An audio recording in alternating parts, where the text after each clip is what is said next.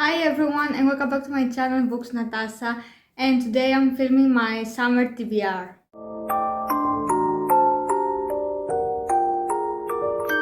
So I know I have been MIA for a while and I'm really sorry about that, but I haven't been reading much lately and I didn't have a lot of time to film.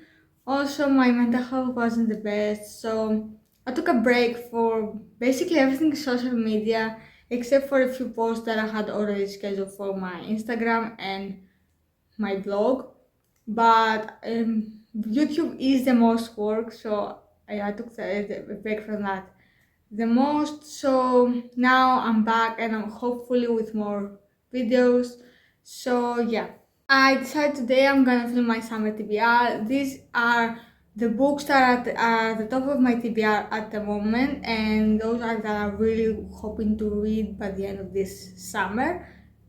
Probably this is just a June TBR, but I guess we'll see. Starting, first I want to reread the Percy Jackson series by Rick Riordan, Grace with Books, which is a, a friend from Instagram, hosts Percy Jackson's readathon, basically,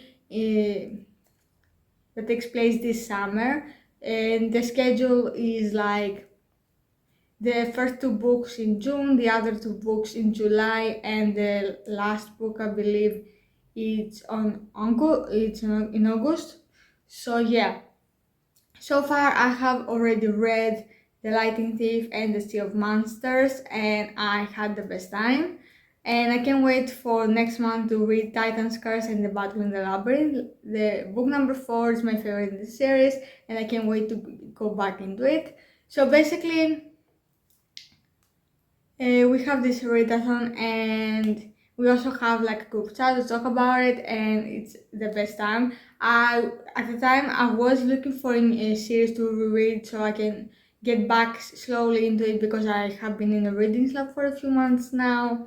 So when Shelby posted and I saw it, I was like, why not join? Because it's been a while since I've read Percy Jackson. I think it was last year or the year before that, and maybe it will motivate me to finish Heroes of Olympus, because I only have 2 books left in that series as well. But those books keep giving me a burnout because they're so huge. But not to say that I don't love the story. But yeah, also it was so fun to see all the bits and pieces that I they are connected to the next series with Rick Riordan.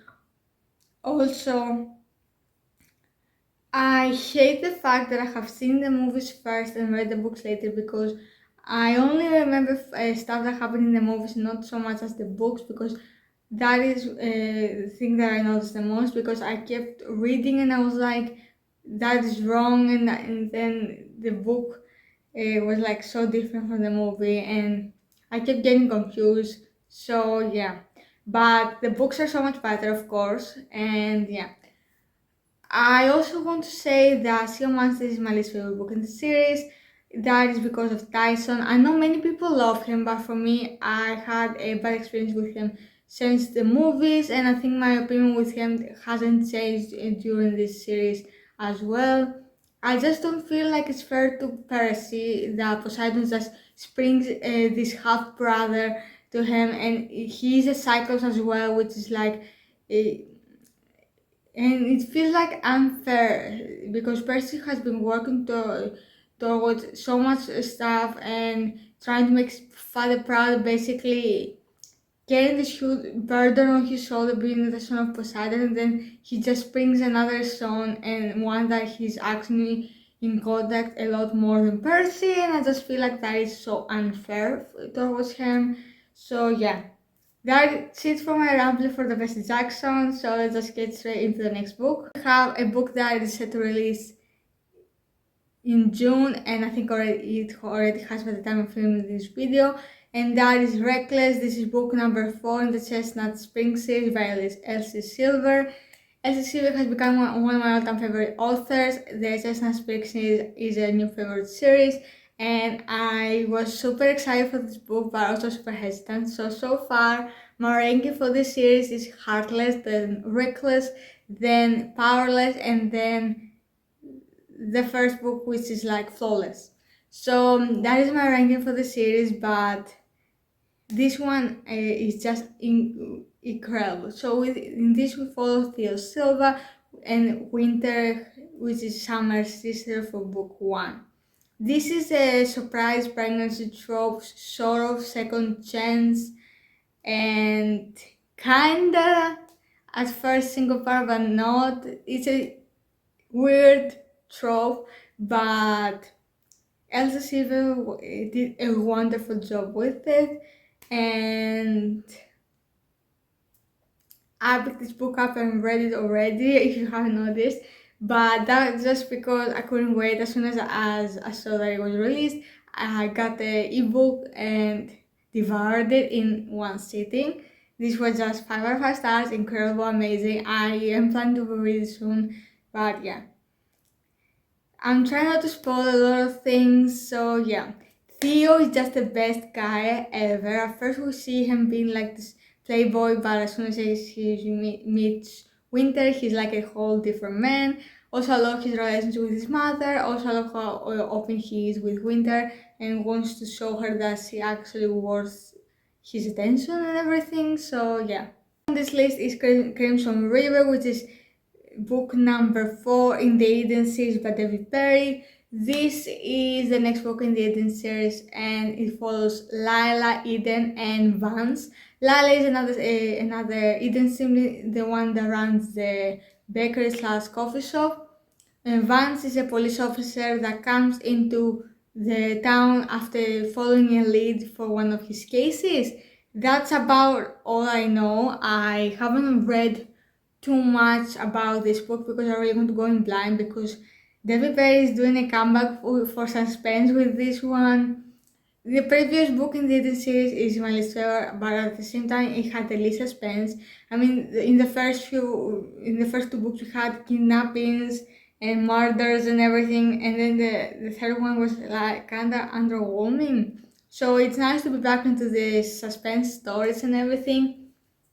Also, I'm really excited to see Vance and Lila's relationship. I already have the ebook ready. I just need to find the time to read it. If I stop watching One Piece, I just read the book instead. But I don't see it happening until I'm caught up with One Piece. So yeah, that's it for this. Next we have Beautiful Carnage, which is book number 1 in the Savage Society of Emerald Hills by Heather Ashley. This is a book that keeps showing up on my TikTok, and I just really want to read it. It's a dark mafia romance, if I remember correctly. And I don't know much about it. I know there is this group of people called the Savage Six, and they are these super scary, badass people that everyone is afraid of. And basically, I think it's this girl and someone's dad are gonna have a romance. I think it's something like that, but I think it's dad's best friend, the trope. Don't quote me on that, but I'm pretty sure. And we have an 8 cup, we have so many of my favorite tropes, and it's been a while since I read a dark romance.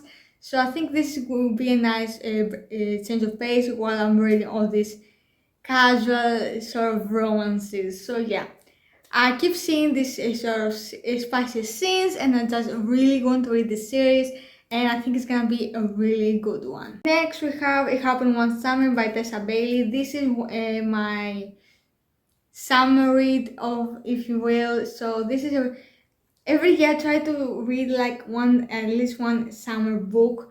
And last year I think was The Honeymooners by Christina Lauren. So this year I want to try and read It Happened One Summer by Tessa Bailey. I keep hearing incredible things about it, but still I haven't read the synopsis because I really want to be as vague as possible. I know that there is a fish town, and I think the love interest, has a boat. something like that, and he's like super broad and tall and all the stuff that we love in a male character. And I think the female is extra plus female lead. I'm not positive on that, but I'm really excited to read this book. And I think it's gonna be a 4 to 5 star read, and I'm just so excited. Next, we have a fantasy one, and that is The Serpent and the Wings of the Night by Carissa Broadbent. This is part of a duology, trilogy, I'm not sure what it is, but yeah. This is a vampire series, a romance fantasy series. And after reading Fourth Wing, I think I'm back in a fantasy mood, but not a high fantasy. I prefer romance fantasy, if that makes sense. This is a sort of new genre, if you will. But yeah, I keep hearing that if I've read Fourth Wing and loved it, this is a nice book to help with the burnout and the after effect of that book. So I put it on my summer TBR. I had already put it in my last month's TBR, but I had my reading slump then, but now I'm feeling ready to be back and read. So I thought it wasn't a final time to read this one. I think as soon as I'm into it, it's gonna be super easy to get through all these books. But I think the first step is like read 100 pages and then decide. So I guess we'll see. We have Good Girl Bad Blood by Holly Jackson. This is book number 2 in the Good Girl's Guide to Murder. I am planning on reading this via audiobook. I am super excited to go back into the series. I remember reading a Good Girl's Guide to Murder a few years back in the audiobook and absolutely loved it. I remember taking notes and clues and everything, trying to find the killer along with Piva. I think her name is Piva, if I remember correctly. And this was just such an engaging story, and I am super excited to get back into it. Hopefully, I will be able to read it this month. And let's see, I guess, but I keep hearing that the series is getting better and better, and I'm really excited to see the romance between Piva and Savi, I think was his name. I don't remember the names because it's been a while, but still, I can't wait to go back into this story. Next, I plan on continuing my read of the Veronica Speedwell series by Diana Rayburn. I have left book number 6, 7, 8, and 9. And number 6 is the book that I plan to read first, of course, and that is Unexpected Peril. The reason why I haven't still read these books is because I sort of got stuck in Unexpected Peril. I haven't started, but I keep hearing the most negative reviews about this one. People say that the mystery is pretty boring and everything, so I'm really hesitant on picking it up, but I know for a fact that the rest of the books are still up really high with the ratings, and it's just this one. So I think if I still don't like it, I can just read it, push myself to read it, and then just go back to the rest of the books. So far, even though, for example, Mandarin's Revelation, I think it's called, that one had also negative reviews, and that ended up being my favorite in the series. So I guess we'll see how I feel after I finish reading it. But I'm really excited to go back into this world and read about Stoker and Veronica's relationship and all the mysteries. Also, Diana Rayburn is writing the next book in the series, and she says she's nowhere near done yet, and that just makes me so happy. And I can't wait to be caught up and just wait and hear the news, and I can understand them as well with everyone else.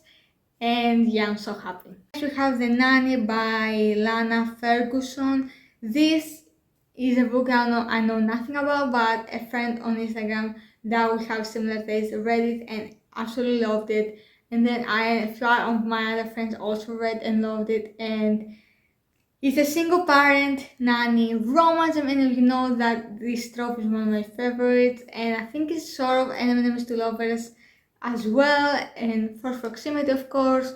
And yeah, I'm really excited to read this one. It's been a while since I read a Nanny one. I think it's been like 2-3 months ago, and I really miss it. I love watching like the women just go into their dad's life and just bring so much happiness to it, and also be there for the child there. And first she ends up falling in love with the child and the dad, and I just love that so much. And yeah, I'm super excited. Final book on this list, I'm sure many of you have been tired of me talking about it, but that is Love on the Brain by Ali Hazelwood.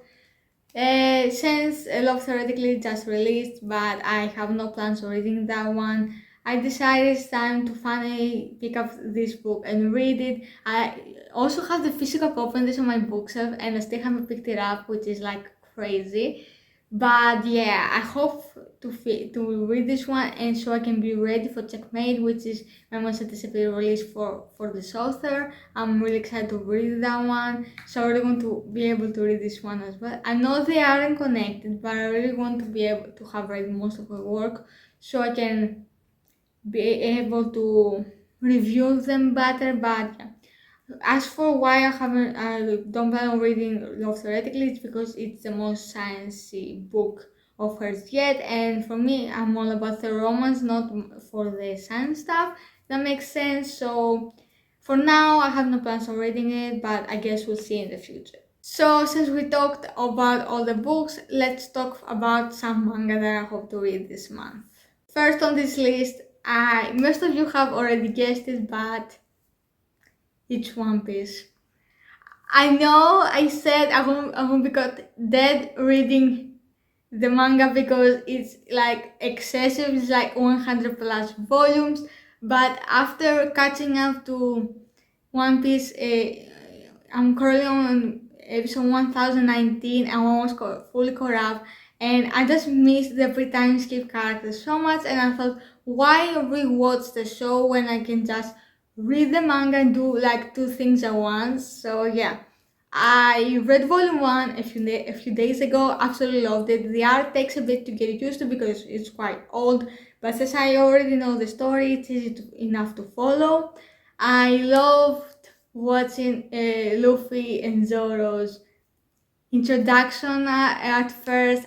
These two are my favorite characters. I just love their relationship so much, and they are just the best. Also, I love Luffy so much. He's my favorite character ever. I love him to death. I also can't wait to see the introduction of the other characters and everything. I'm really excited for the Alon arc in the manga as well. So I am planning to take it quite slow and just enjoy the ride because there is no pressure, but I really want to be able to have already caught up by the time the final saga starts releasing. So I think I have a bit of time. I think by the end of 2024, I have 1 year to read One Piece. I think I can do it because Serve of the End had 30 volumes and it took me like 3 days. So if I get really hooked on it, I can finish it in 1 month. In 1 month, definitely. But I just don't want to push myself since I just got out of a reading slump. So I guess we'll take it slow, like a few volumes every few weeks, and I guess we'll see. Next we have Kamisama Kiss. I am currently on volume 5 of Kamisama Kiss. I decided to just really put myself into it and just finish the series because I have collected quite a few of them that are currently airing. So a few that are completed, I hope to finish them soon and just clear it out myself, if that makes sense. But yeah, I really love Kamisama Kiss, one of my favorites, but I haven't been really in the mood to read it since I've been so into One Piece lately. And yeah, so hopefully my mood for it will come back. If not, I plan to rewatch the anime to get me back into it and then read the manga. So it's like I have only like 20 volumes left or something, so it's not a lot, but it's a lot. I don't know if that makes sense, but yeah. We have one that I picked up completely on a whim, and that is Yarn of the Dawn. I watched the anime a few weeks ago. It wasn't my favorite thing in the world, but I really was curious about the romance between Hack and Yona, so I really wanted to read it. So I'm currently on volume 8, I think chapter 57. I haven't picked it up still, but I think I might drop this series because I don't love it enough to read 30 plus volumes. I think it's like 3.75 out of 5 stars series for me. I only start reading for Hakayona, and I think that is a stupid reason to just read the 30 plus series so you can see like 3 or 4 scenes between them. I don't know. I'm gonna ask one of my friends how much progress the romance between Hakayona is so far because she is quite more ahead of me in the manga. So let's hope there is a lot more content between the coming so I can keep continuing reading the series because I feel bad about dropping so many series because I have like 10 plus series drop because I just lost interest in them or they weren't interesting to me anymore or I just didn't like them.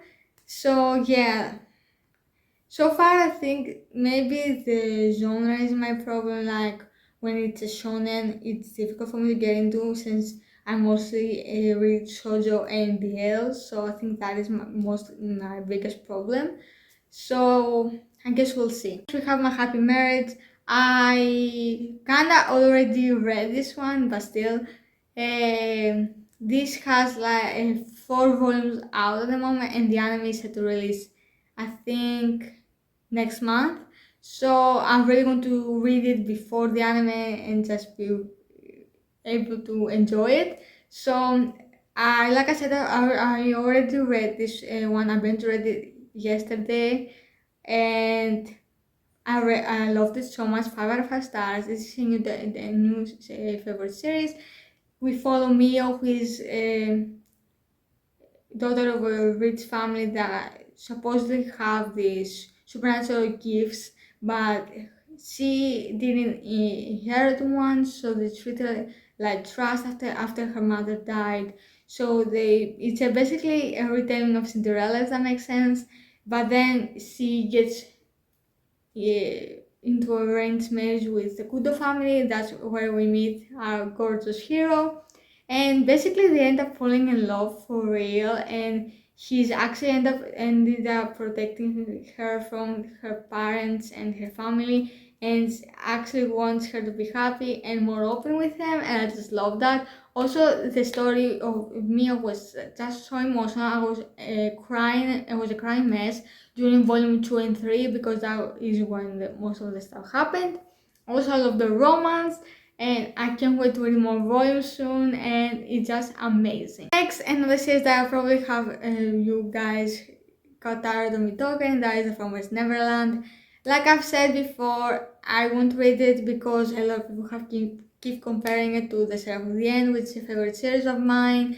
Also, I keep hearing incredible things about it. Also, the box set is set to release soon, so I guess you see where I'm going with it. I'm hoping to get it, but I really don't want to get the box set and then not have love the series because it's like $100, and if I don't like it, then it's a waste of money. And in that case, I should have gotten the One Piece box set, if that makes sense. So I am planning on reading this digitally first and then decide if I want to get the physical copies.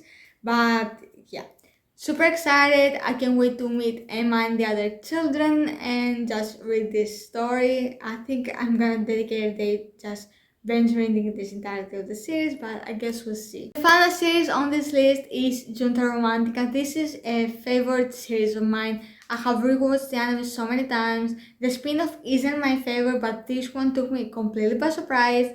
I really do love it, and I know it's quite old, but for me, and problematic in some aspects, but I really like it.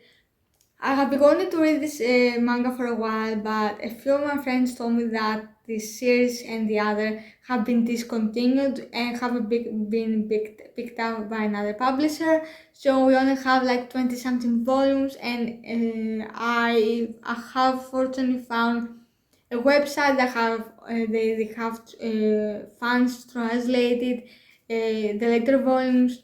So I guess I have a few more volumes, like 29 volumes or something. But yeah, I really love the main couple, even though the age gap is kind of contradicted and everything. At first, it was so difficult to follow because all the characters are similarly drawn, and thank God for the hair color, because that is the only reason I recognize them. And if I had started with the manga, I would have dropped it, and I would be super upset. But now that I have already seen the anime a few times and I already love it, I think the manga will be easier to follow.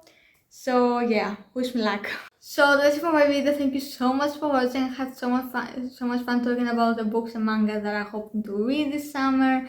I had so much fun filming for the first time in a while. So yeah, I hope you guys enjoyed this video. I would really appreciate if you check out my Instagram. I'll put the thing right here. I'm mostly active there. Post new videos, 2 videos each month, but I will try to get back into my old schedule, like a new video each Wednesday, but don't hold me to that. But yeah, so like, subscribe, stick around, and I will see you for my next video very soon. Bye!